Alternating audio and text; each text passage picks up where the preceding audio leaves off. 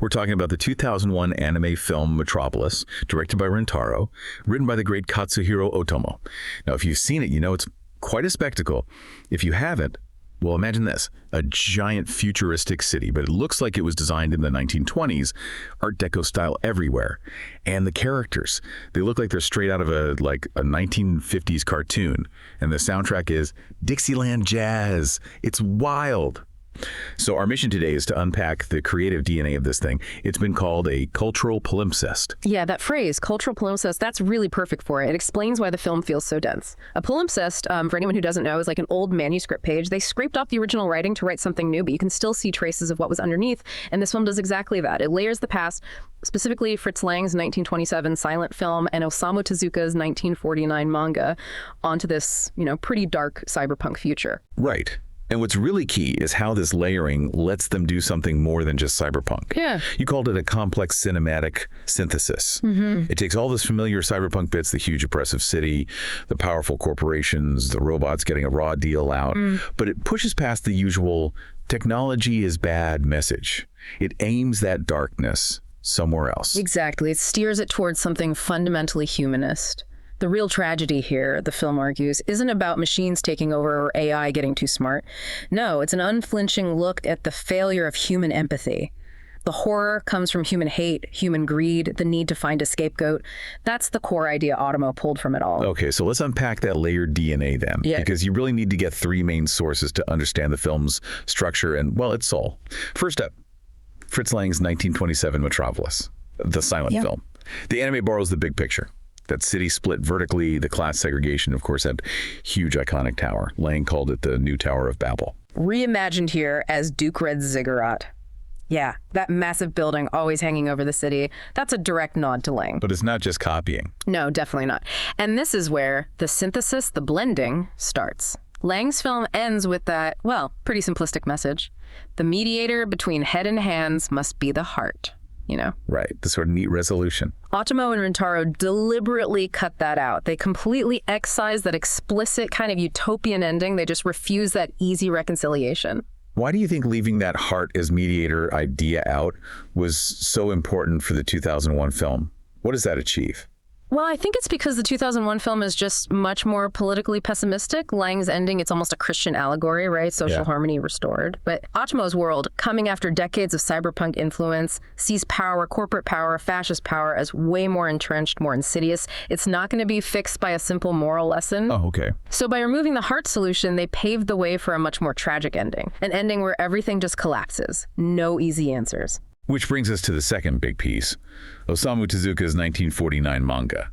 Tezuka, the god of manga, obviously. Right, and apparently he only saw one promotional picture from the 1927 movie before writing his manga. Wow. But his version provides the 2001 film with its intimate core, the main characters.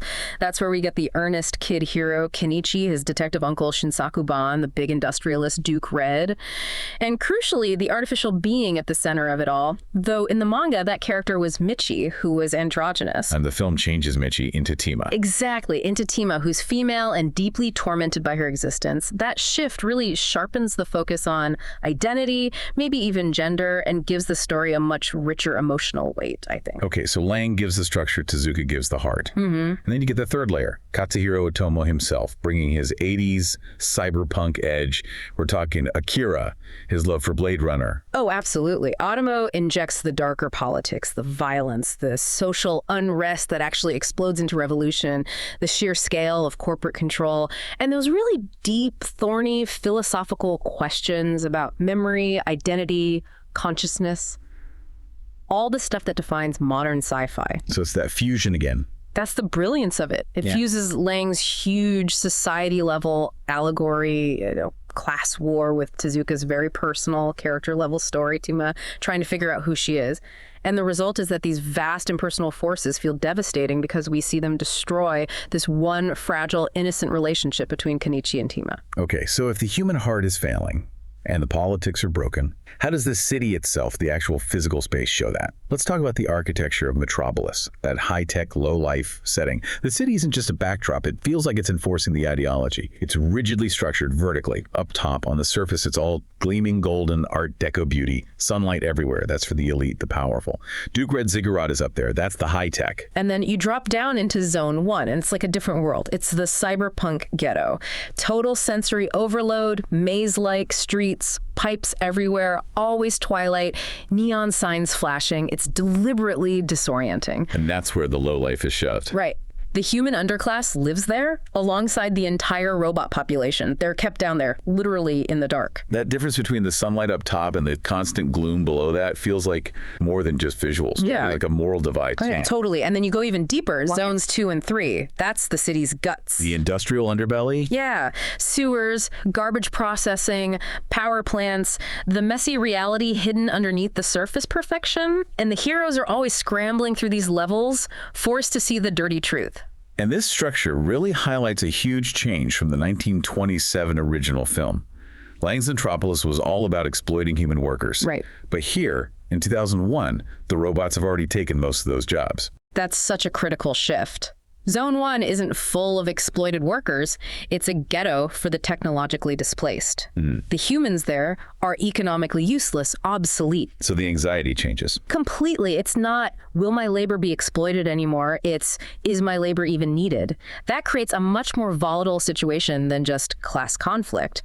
The architecture separates the useful robots from the useless humans. And that volatility gets managed by systematically assessing the robots. They're denied any kind of personhood. They don't even get names, just these long, cold serial numbers. Like we hear one 803DR PDM4973C, and that just drives it home. Yeah, they're segregated, treated like appliances you can just throw away. And this dehumanization is enforced violently by the Marduk Party, this fascist group led by Duke Red's adopted son, Rock. They're basically Duke Red's thugs. They act like this predatory police force going after robots, smashing them up. And it's a classic political trick, right? Textbook scapegoating. You take the real anger of the unemployed humans who are suffering because of automation, and you turn it away from the powerful guy, Duke Red, who actually benefits from the system. Instead, you point them at the robots, this easy, defenseless target. Which leads to the really cynical core of it all. Rock leads the Marduks hating robots. But connect that back to Duke Red. Yeah, this is the twist. Duke Red, the city's top industrialist, the guy who created this automated society, he's the one secretly funding the Marduk anti-robot hate group. While at the same time, while simultaneously commissioning Tima, the most advanced human-like android ever, to sit on the throne in the ziggurat and basically rule the city for him. So the whole anti-robot thing is just a performance. Completely. It's a sham. It's designed to create chaos, distract people, and let him consolidate his own dictatorial power. It silences any real opposition. But what's interesting, despite all this, is how the film itself treats the robots. It's very sympathetic. You mentioned this might connect to cultural background. Yes, I think the film's viewpoint feels very rooted in Japanese culture, maybe influenced by Shinto ideas. See, in a lot of Western sci-fi, there's this deep-seated fear, the Frankenstein complex, right? The idea that artificial life will inevitably turn bad, demand rights, destroy us. We fear the machine becoming too human. Okay. But Shinto philosophy, well, it doesn't draw such a hard line between living things and inanimate objects. Kami, or spirits, can be in anything. So it's not such a big leap to see robots as having some dignity. Exactly. It feels more natural, perhaps, for that audience to see characters like Perot, the little detective robot, or Fifi, the maintenance bot, not as potential threats, but as well as individuals, as victims of prejudice. The film strongly argues that the real monster isn't the machine, it's human hatred and xenophobia. And that moral focus brings us straight to Tima. Her tragedy is the emotional heart of the film. Yeah. She starts as a blank slate, a tabula rasa. Yeah, literally wakes up in the lab. Her first words are, "Who am I?" That question just hangs over everything she does. She's pure innocence at first. Completely. And then she's found by Kenichi, who thinks she's just a human girl who lost her memory. And it's his kindness, his unconditional love for her, that actually builds her consciousness, teaches her how to feel, how to be human. So identity isn't innate, it's learned through empathy. That's what the film seems to suggest. Identity is constructed through connection, through love.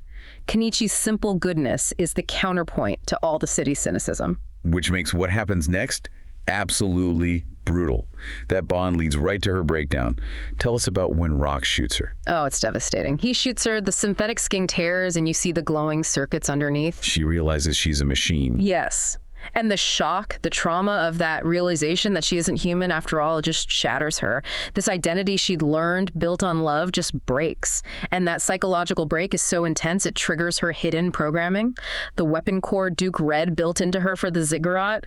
She basically goes insane. It feels like such a deliberate flip of Philip K. Dick's ideas, like what we see in Blade Runner. A complete inversion. Dick often played with the idea that androids fundamentally lack empathy, that's the line separating them from humans. But Tima is the opposite. She learns empathy deeply. Her final destructive rage isn't cold machine logic taking over. No, it's pure, raw, emotional agony caused by human cruelty. Rock's hatred, Duke Red's ambition, they broke her. Human evil turned her into a weapon. Wow. Okay, beyond the deep themes, the film is just unforgettable visually and sonically because of that whole retro-futurism thing.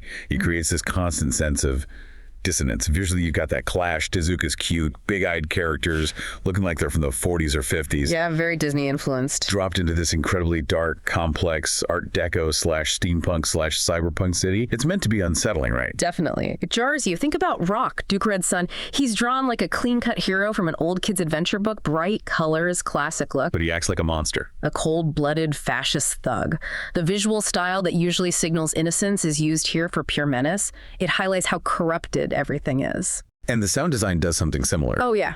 It largely throws out the typical sci-fi synths. The score is dominated by this high-energy, almost chaotic Dixieland jazz. From the Roaring 20s. Exactly. And why the 20s? Because that era historically was also about massive city growth, huge social upheaval, massive wealth gaps.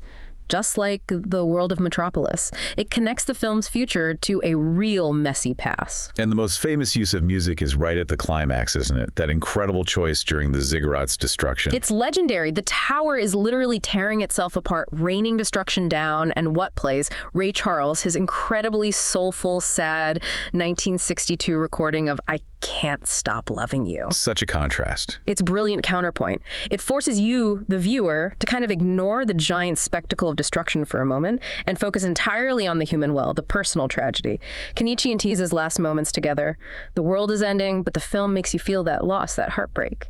So pulling it all together, the layered sources, the clashing aesthetics from the 20s, 50s, 80s, it suggests this isn't really a new problem, is it?